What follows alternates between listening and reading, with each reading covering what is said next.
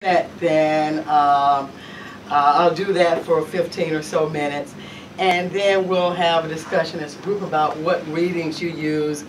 And you can email me. I'm gonna give you my email address, and you can send me readings that you have, and we'll disseminate that to everyone so that everyone will have the readings, and we'll be building a bibliography. Okay, so we'll spend the bulk of the time doing that. Let's see here, essential readings. And when I teach the course, I teach it to undergrads. It's a 3,000 level course. Many of them are freshmen, sophomores. And this is their first exposure to a course on race. They haven't had it in high school. And actually when they take the course, they tell me later, that they felt cheated because they never had it in high school.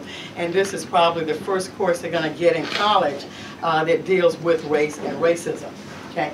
And I do look at it I'm an anthropologist, I'm a medical anthropologist by training.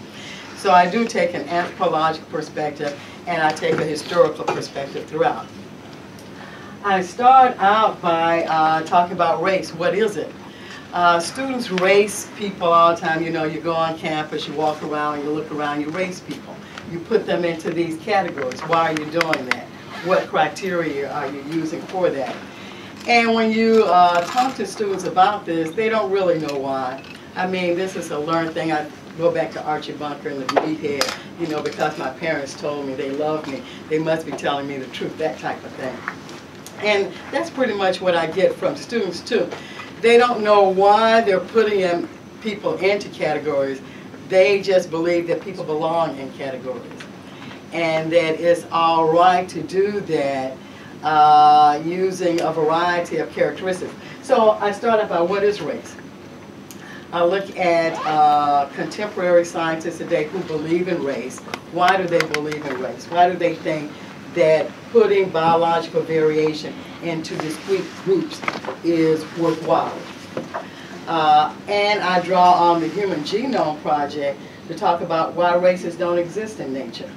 When we look at the Human Genome Project, we have 99.9% of our genes in common. How do you get race from that? What criteria are you going to use to race people? Why are you using this criteria? Okay, so they get to see the subjectivity of race. And I think by the time we finish this part of the course, they understand that human biological variation is real. But race is putting groups of people into these discrete groups don't occur in nature. They're not natural groupings. They're socially constructed.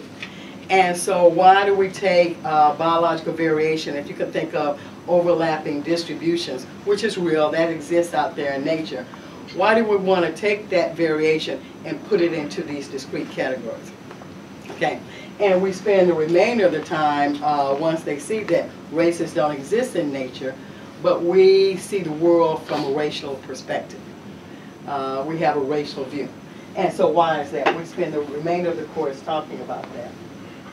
And about racism too. So at the beginning we have to get some common language. What is racism? Because people may not know. People can be oppressed and not know how to label it. We have a black president, so is racism real?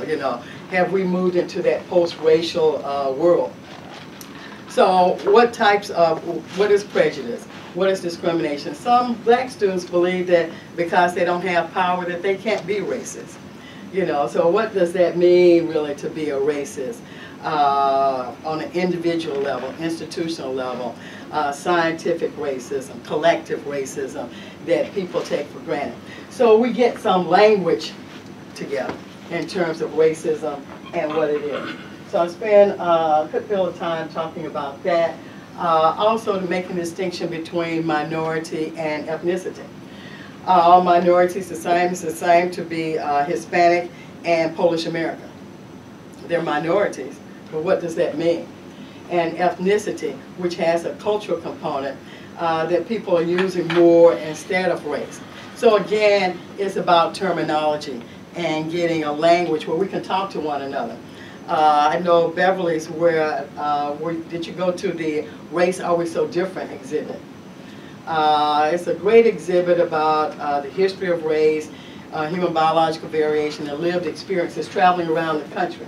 It was here in the United States, here in Texas, a year ago. And it took us 7 years to develop that exhibit, and we probably spent the first 2 years trying to learn to talk to one another. We had arguments about what is race, what is racism, and we realized that we needed a glossary because we were historians, sociologists, biologists, geneticists, and we weren't able to talk to one another. Okay, so I understand that getting the terminology is important. I work on that with the students as well. Throughout the course, I take a historical perspective. I go back as far as I can, usually to the 1500s, to talk about how did people see variation? How did they talk about biological variation? The ancient Egyptians, they recognized differences, but they didn't use it to rank people. So this ranking of people, this believing in inferiority of groups, was something that came later. And so I talk about Europe, how they raised themselves, and how, you know, encountering Africans, they just put them on their little genealogy that they already had. So the history of the concept, it's not something that suddenly appeared. We go through the history in Europe. Of course, we talk about slavery, and really the development of racist ideology with the abolition of slavery. That's when it really went into full swing, because you had all these free people of color who people felt needed to be subjugated, needed to be segregated. Why? You're a Christian society. You believe in all men are created equal. You know, we've got this great Declaration of Independence, yet you're treating certain people like this, and you're Christians. So how do you justify that? So we go through that history of the justification of oppression, basically. It's the history of the justification of oppression. And I do that, I'm going to give you different topics, but I do this historical part for each of the topics that I'm talking about. Even for religion, and I have people, you know, I'm not a specialist in all of these areas. I have people who come in and talk about religion, Jews in Europe, the Middle East, sometimes also evangelical movement today. And with this also we have small group discussions throughout too. And so the small group discussions, well, I talk about it from a historical perspective. In the small groups we bring it to today. What's going on today in terms of religion, how people view it, how race plays into it. Again, historical perspective, the Crusades, all of those types of things, Jews, Muslims, how they were treated, that mimicked a kind of racism. And of course you're going to talk about race, class, and gender. The intersection of race, class, and gender, and how it affects people in different situations, different time periods. And the pseudoscience, the continuation of the pseudoscience, going back at least 1700s, 1800s, phrenology, all of the measuring that people took. You know, it's interesting, in the 1700s, Blumenbach, who's sort of like the, wrote his dissertation about biological variation. And in his dissertation, he had that overlapping distribution. They always knew that variation was like that. Okay? So it's not something new. We know it today. We take it for granted. But it's always been known. But the belief was that if you took enough measurements, you could take that overlapping variation and put it into these discrete categories. That's the belief. And that's what people have been trying to do for hundreds of years. It can't be done. There are no qualitative differences between groups. We've got 99.9% of our genes in common. How are you going to take that 0.1% and put them into discrete groups? It can't be done. Yet we want to do it. And we still want to do it. So the question is really not about race. It's about why you want to race people. Why do you want to put them? And then we go into the social construction. historical perspective, political, economic, all these other reasons why we want to make race real. And that's what people have always wanted to do. They want to make race real. It's not real in terms of nature, and we know that, but it's real in terms of the meaning of it on our lives. Okay. And of course, while races may not be real, that doesn't mean that racism isn't real. So we have to go back to that in terms of its effect. And of course, race and behavior. So again, taking that historical view, I look at intelligence and IQ, the history of it, from Binet, who developed the first IQ test to identify underachievers, which was his goal. How it was brought to the United States, used to determine the intelligence of people from Southern and Eastern Europe, how it really led to the Immigration Restriction Act of 1924, because of course they couldn't pass the IQ test. There were things on there like about Tide washing powder. If you didn't know about Tide washing powder, you put the wrong answer there. If you don't know how to play tennis, you put the wrong answer there. So these are the people then who couldn't come in, or if they could go in the Army, then they're going to be sent to the front, because they're the ones who are going to contaminate the American stock. That was a concern at this time. So IQ, and how IQ plays into it. And you know, as Stephen Jay Gould said, we have to debunk these things every 20 years. Because, you know, we get 20 years, we debunk it, then someone else comes along like Hernston and Murray with their book, stuff in it that's just crap that had already been debunked and shown, you know, bad science there, but it became very popular. Why is it popular? Because people believe in race. People believe that race is real. They want it to be real. So the question is, again, why? That's what we continually talk about, IQ. And I'm a medical anthropologist, so of course I always talk about race and health. But also it's an opportunity to talk about the impact of racism on our lives. Why are there health disparities? Okay. We've already shown a connection between hypertension, race, and racism. It's real. Okay. It contributes to ill health. Okay. So there's poverty, there are environmental issues, but there's the stress of living in a racist society, of going to work and dealing with racism on a continual basis. So chronic stress and how that affects your health. Okay. We talk about that and the impact on your lives. And of course, white privilege. You can talk about, I don't think you can talk about a course like this without talking about white privilege and the meaning of that. I use Tim Wise a lot. There are a lot of YouTube videos out there. But for people to see that everything hasn't been equal. And there's a legacy of inequality that we're still dealing with today that began at least back in we can go at least to the 40s, segregation, redlining, who can live where, who can buy a house, who can own a house and use that house then as money to send their child to college. All of those things going to create disparities, economic disparities that are real, and it's not just about pulling yourself up by your bootstraps. You know, some people had a bootstrap to go further back. Okay. So white privilege and the meaning of that. And this is something that students have, you know, understanding it. But at the same time, it's something, I think it's a must.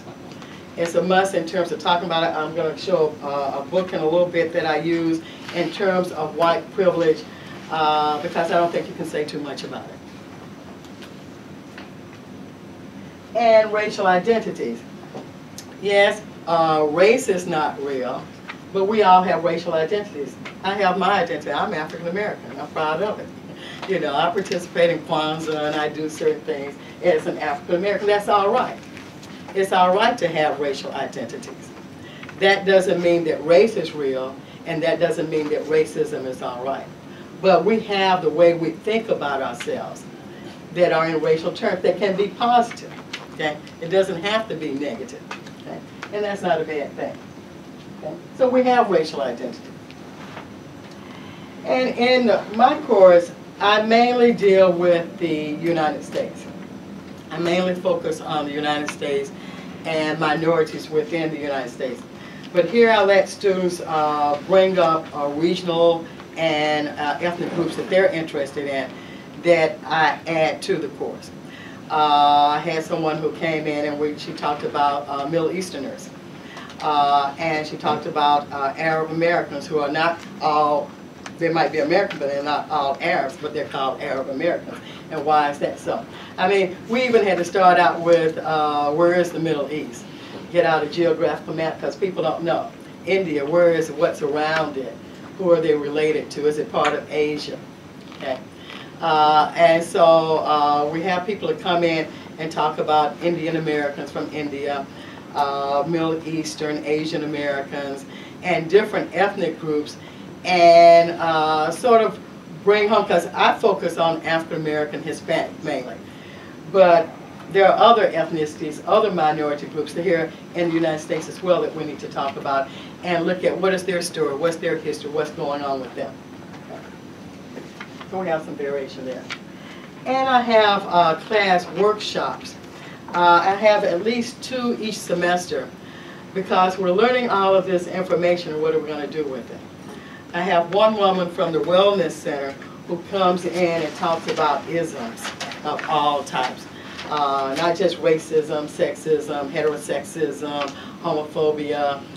And with her workshop, I think she gets them to see isms which they might not think of as isms. Things sometimes that they, everyday living, this is how I live, but oh, maybe that is offensive. Oh, maybe there's another way to look at that. And so that workshop I think is good for the isms and identifying them within yourself. Then Sherry Steinwender and some other people from the Center for the Healing of Racism. Are y'all familiar with that? Here in Houston, it's a great center. They have a 10-week workshop where they really make you deal with yourself. And let me tell you, I took it, it's not easy. And I thought I knew a lot. But it made me stay up at night sometimes because of the stories, the things I was hearing, and I was like, oh, I never thought about it like that before. The stories that people tell of growing up, one guy for instance, and whenever they went to a baseball game, they had to go through a black neighborhood, and his father always made him get on the floor of the car. And now he said when he goes to a black neighborhood, he feels like this. You know, so there's a legacy. A woman, her mother would squeeze her hand whenever a black man was around. So now she feels it still, her hand being squeezed. There are impacts of these things from childhood that carry with us. And that's one of the things, when she comes to the class, she gets to that emotional part of racism and how it affects you and makes you feel and makes you think about it. And in that sense then, this is a way for us to deal with ourselves. Students learn a lot when they take this course.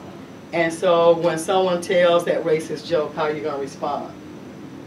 And I always tell them, now you know more than other people. What are you going to do with the information? How are you going to handle it in different environments? Sometimes you may speak up, sometimes you may not. When are you going to do that? So we began to make some decisions about, I guess, a kind of activism, how we're going to not be racist. And I always tell them, you know, let's all assume that we're racist and reduce it. You know, because if you don't assume that you're racist, then there's nothing to do. There's no work that needs to be done.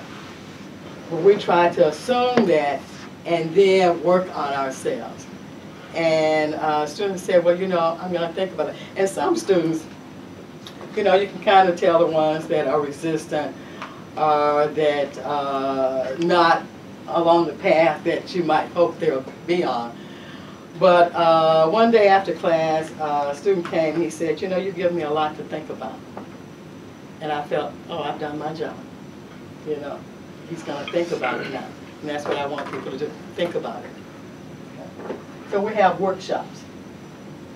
And we have group projects. And these group projects, I put them into small groups.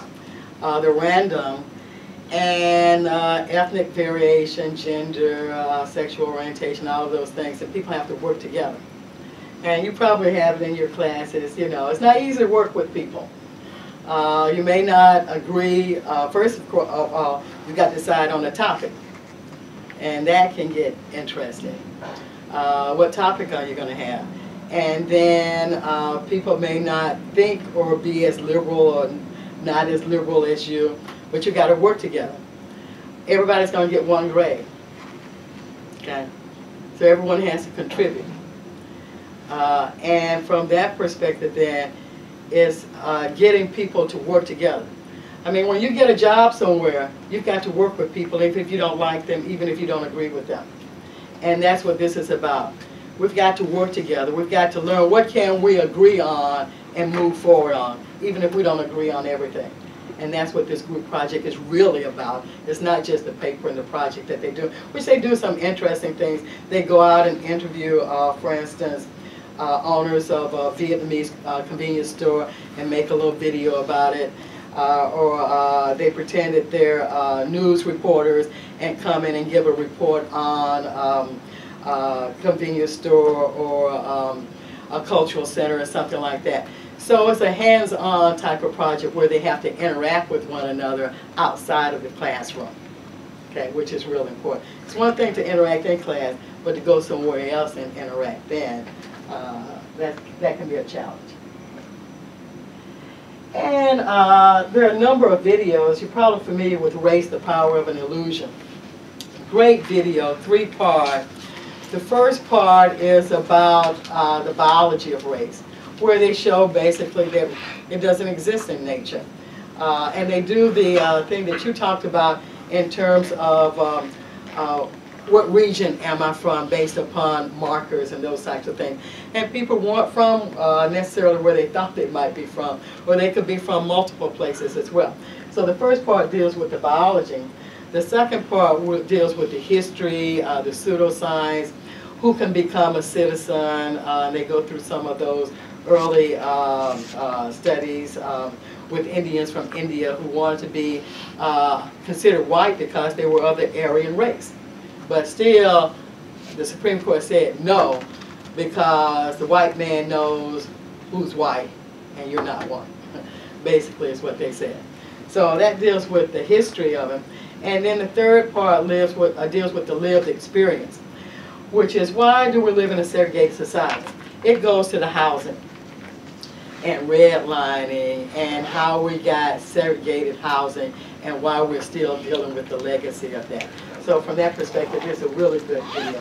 A class divided, I'm sure you heard about the blue-eyed and brown-eyed kids, and you know, these little kids become vicious. You know, one day the brown eyes can sit up front and they're okay, and the green eyes are in the back, and then they switch around and then they become vicious to the other group. And the good thing about this movie is that then they move to when they were adults. And they talk about the impact of this study on their lives as adults and what they're doing today. So that's interesting for kids. Understanding Race. It's an interesting video. It's about, a lot of it is about this black guy who befriends the leader of the Ku Klux Klan. And he becomes friends with all of these Klansmen, some of whom lead the Klan.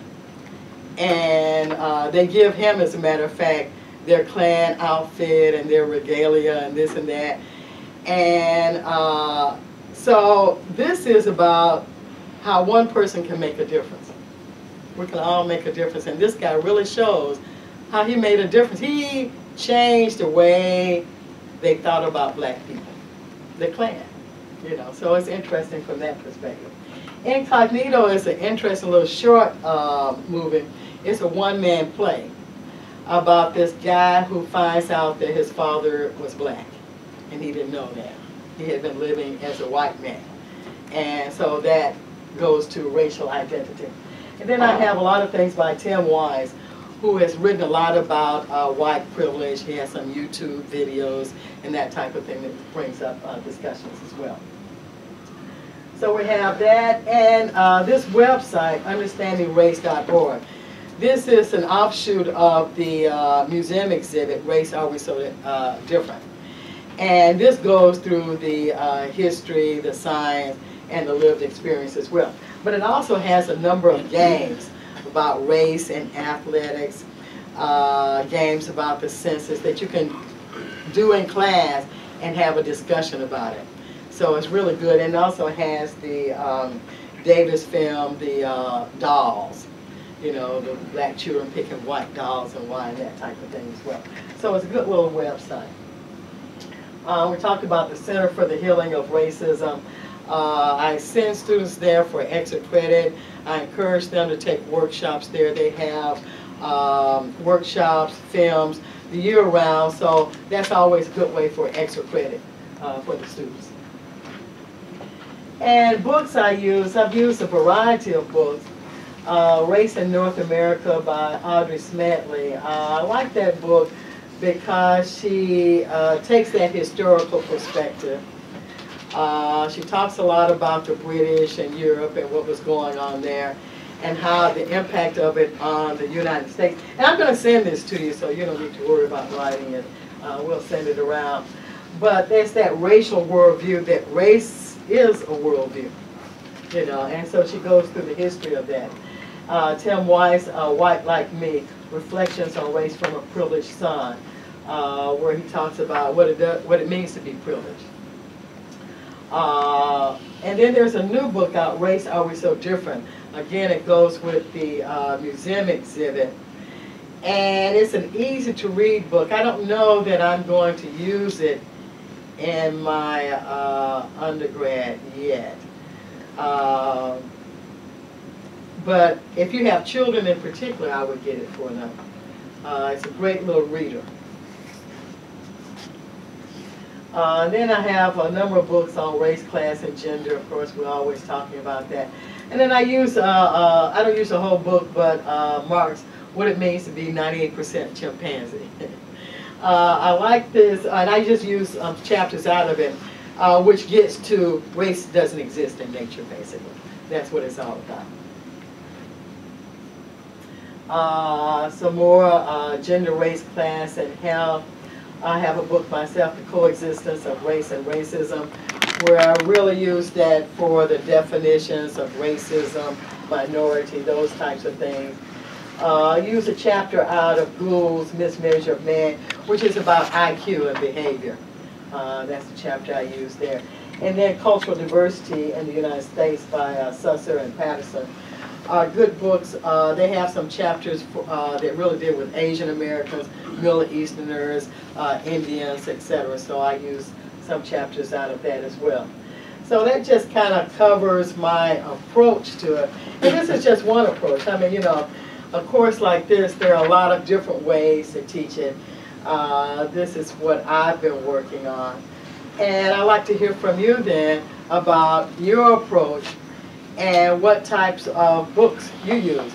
And if you email me the books at jhutchinson@uh.edu, that's jhutchinson@uh.edu. If you email me the books, I'll make sure everyone gets them.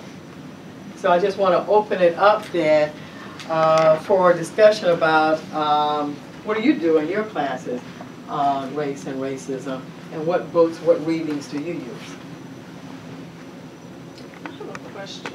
How much material do you find that undergrads can handle, given that this is their first course in race very often? Well, I use readings, I use videos, and I try not to overwhelm them, but I want to give them a background for us to be able to have a conversation. So I put these books up there. I don't use the whole book. I might use a chapter, I might use a section out of it. We might have a section that we're going to have a small group discussion in. Those types of things, yeah. Yeah, you can't overwhelm them, but at the same time, I want to have a base for us to have a discussion.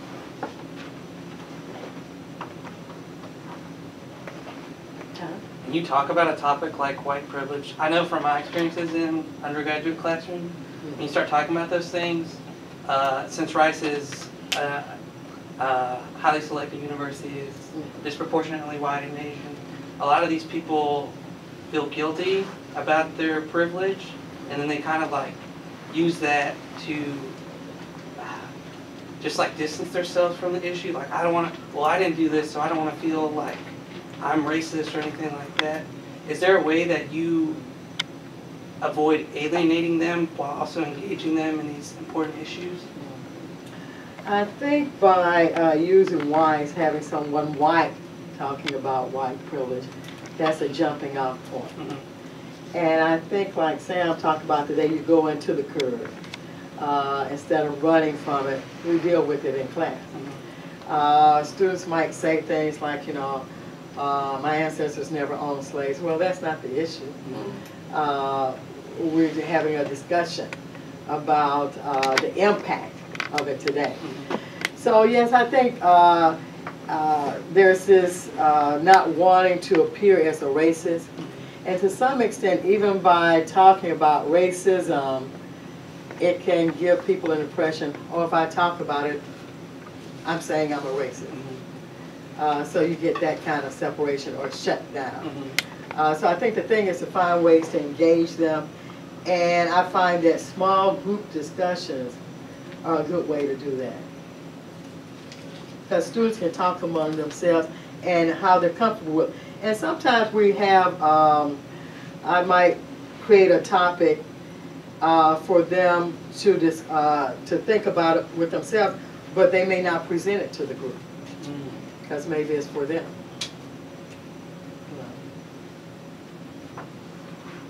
Can you give an example of that? Like a topic that wouldn't be presented to the group? Well, even how do people classify people?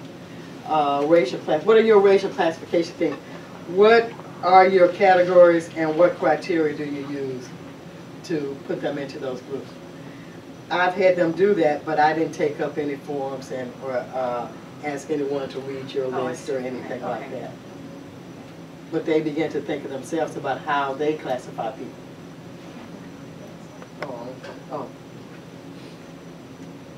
Any books or readings or anything that you found really useful?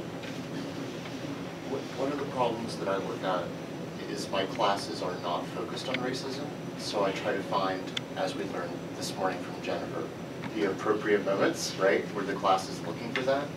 So I'm always happy to hear more reading suggestions, but I found people like Kobina Mercer to be really good. Richard Fung is a really accessible piece.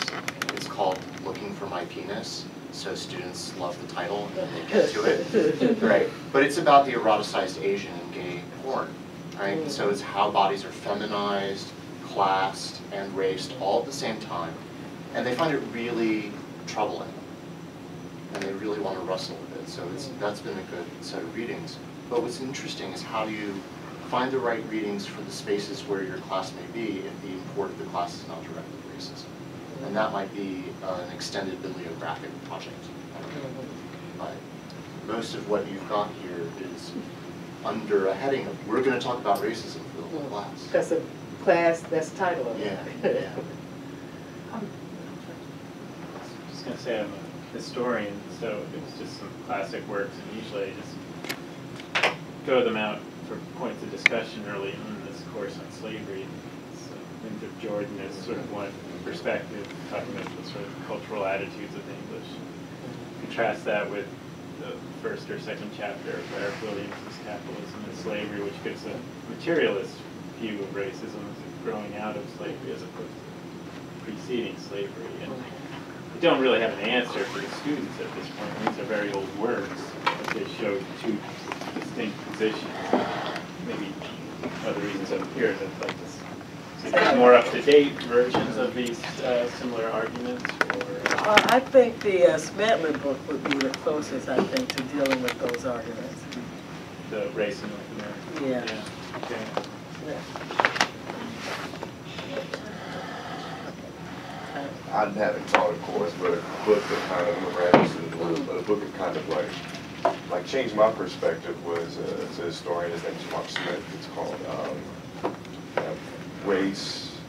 It's a sensory history text. Segregation in the census. There we go. Race, slavery, segregation in the census, and so he kind of traces.